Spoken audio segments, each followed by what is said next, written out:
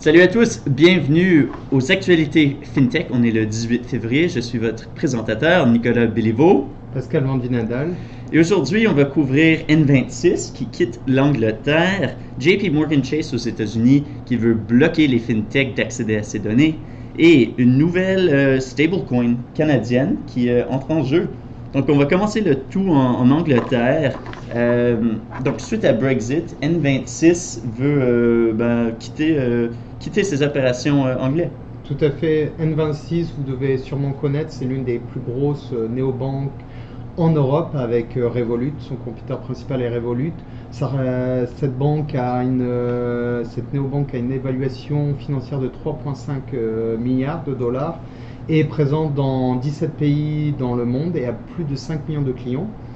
Ils ont décidé de quitter la Grande-Bretagne suite au Brexit afin d'éviter, parce qu'ils devraient demander une nouvelle licence bancaire pour pouvoir opérer.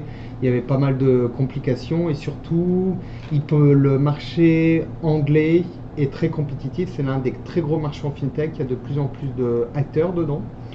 Et ça se confirme parce que cette année, en première moitié de l'année, en 2019, l'année dernière, il y a eu une augmentation de capitaux de 45%, ce qui représentait un peu moins de 3 milliards de pounds, ce qui est assez énorme. Et tu as des joueurs traditionnels, des institutions traditionnelles bancaires qui se lancent aussi en fintech et qui développent des produits fintech, comme la Banque d'Écosse, qui a développé une app qui a coûté 100 millions. C'est fou. Donc je pense que c'est pas qu'en coût de développement, mais en coût d'acquisition, etc. Et qui se lance dans le domaine du prêt. Donc c'est assez intéressant. Donc face à ces joueurs, Number 26 a fait le pari de quitter l'Angleterre afin de développer ses autres marchés, notamment renforcer ses marchés en Europe, dans l'Union européenne, et également son développement sur le marché nord-américain, notamment aux États-Unis, via un de ses partenaires qui est aussi une néobanque ici aux États-Unis. Ouais, ça va être intéressant de voir avec Brexit en général. Là, c'est un mastodonte de la FinTech qui fait sa sortie. Mais est-ce que tu penses peut-être d'autres vont suivre ce chemin?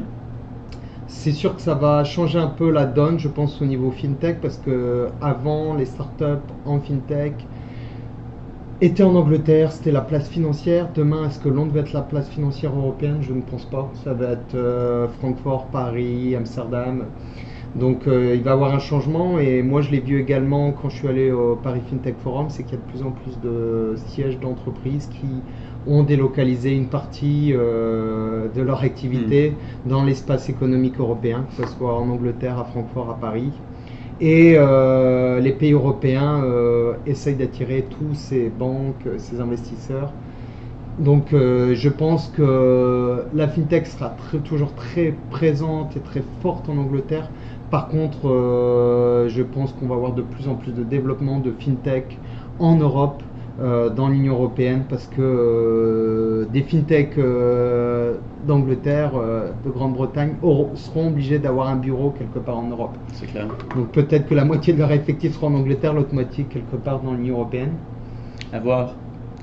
La prochaine nouvelle, on part ici aux États-Unis, où est-ce que la plus grande banque en termes de volume, JP Morgan Chase, veut bloquer l'accès aux FinTech d'accéder aux données de ses clients, de ses utilisateurs bancaires.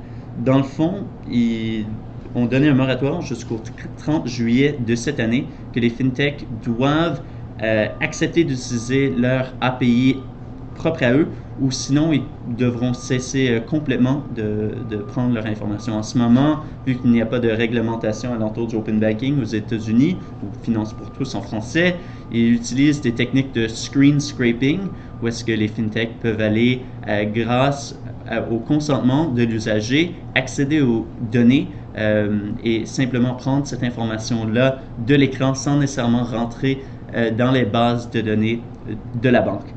Par contre, cette pratique-là peut être quand même risquée. Il y a des possibilités que ça peut causer des fuites de données et JP Morgan veut limiter ces risques-là. Cependant, le débat vient à la lumière de est-ce que c'est à la banque de décider qu'est-ce qu'on peut ou ne pas faire avec les données utilisateurs parce que leur API ne donnerait que certaines informations aux fintech qui pourraient rendre certains fintech en manque d'informations, qui est vraiment l'information vitale pour être capable de livrer leurs produits ou services. Donc voilà, déjà, vu que c'est la plus grande banque, ils jouent main forte, ça donne pas beaucoup de flexibilité ou d'options aux entreprises, aux fintech, parce qu'ils peuvent pas trop négocier. Et voilà, quelques-uns ont déjà accepté d'utiliser leur API, mais ça vient après. Même un Plaid acquis par Visa aura devoir respecter leur réglementation. Mais est-ce que c'est la bonne pratique ou pas? C'est un débat à avoir et il faut très vite avoir de la réglementation en place afin que, au bout du compte, le consommateur soit avantagé et pas que les banques commencent à être de plus en plus restreints et garder cette information pour eux-mêmes. Tout à fait, et c'est pour ça que ça pousse. Il faut qu'on pousse via la finance pour tous, l'open banking, dans tous les pays dans le monde. Et c'est important qu'il y ait cette réglementation afin d'éviter ces problèmes-là. Quand on pense que la 5e banque mondiale, plus gros groupe financier mondial, JP Morgan Chase, bloque, est-ce que c'est vraiment, ils ont une bonne intention par derrière ou c'est parce qu'ils veulent bloquer l'émergence des fintech? On ne sait pas. Par contre, voilà, s'il y avait une réglementation très claire dès le début, on éviterait ces problèmes-là. Et surtout que la finance pour tous, l'open banking, amène énormément d'innovation, amène beaucoup de produits au service du consommateur final. Que ce soit un individu comme vous et moi, ou une entreprise. Et ça réduit aussi le coût lié au financement, etc. Et ça démultiplie aussi les possibilités de financement. Oui, absolument. Même Plaid, je lisais que Plaid, avec une banque, la PNC, était vraiment bloquée par cette banque-là. Et dans le fond, certains clients de Plaid, les usagers finaux, ne pouvaient plus accéder à leur compte Venmo. Parce que la PNC a bloqué l'accès, alors Plaid ne pouvait plus prendre cette information-là. Et au final, ça affectait. Une décision peut vraiment avoir ce waterfall effect qui peut être assez importante. Tout à fait. La dernière nouvelle, on est de retour au Canada avec une nouvelle assez excitante dans le domaine des cryptos. Une stablecoin a été annoncée. Tout à fait. C'est une entreprise qui s'appelle Canada Stablecorp, qui est une joint venture entre le gestionnaire de fonds SquareIQ et une entreprise de développement de solutions blockchain qui s'appelle Manvet. Et ils ont créé le premier stablecoin canadien dollar. Donc si vous ne savez pas ce que c'est un stablecoin, c'est une monnaie digitale qui garde le cours, qui suit le cours d'une monnaie. C'est-à-dire là, qui va suivre le cours du canadien dollar. Puisque comme vous savez, les crypto-monnaies sont très volatiles comme le Bitcoin, l'Ethereum ou d'autres. Et les investisseurs beaucoup d'investisseurs, quand ils achètent, quand ils revendent, dans la crypto-monnaie, ils préfèrent revendre via une autre crypto-monnaie et avoir un stablecoin. Pourquoi ils ont créé ça? Pour plusieurs raisons. C'est que le plus gros stablecoin actuellement sur le marché, il s'appelle Tether. Et Tether refuse d'être audité. Par contre, ils augmentent la capacité, la supply en fait. Donc, mais sans être audité. Donc on n'a pas la certitude qu'il y ait autant de US dollars, parce que le Tether, c'est un Tether est égal à un US dollar, que de Tether. Donc c'est pour ça, et là où c'est très intéressant, c'est que cette société qui crée ce premier stablecoin en canadien dollar, ils se sont fait auditer dans le passé. C'est que eux, ils connaissent les processus d'audit. SquareIQ va déployer son premier fonds totalement en Bitcoin, où les utilisateurs pourraient acheter pour aller voir leur banquier et dire moi je veux investir dans le Bitcoin, et ils pourront l'investir dans le Bitcoin et le mettre dans leur fonds de retraite, leur fonds CELI, le CELI, etc.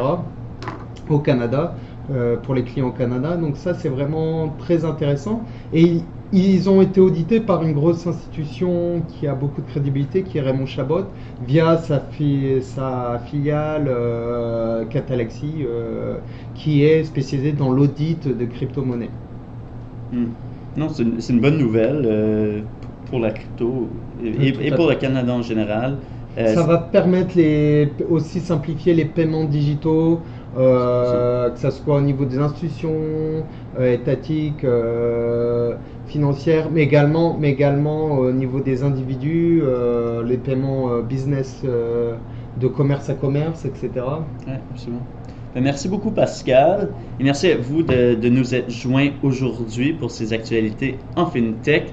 Comme d'habitude, retrouvez-nous les mardis à 15h45 pour un autre épisode. D'ici là, excellente semaine à vous et à très bientôt. À très bientôt, merci, au revoir. Au revoir.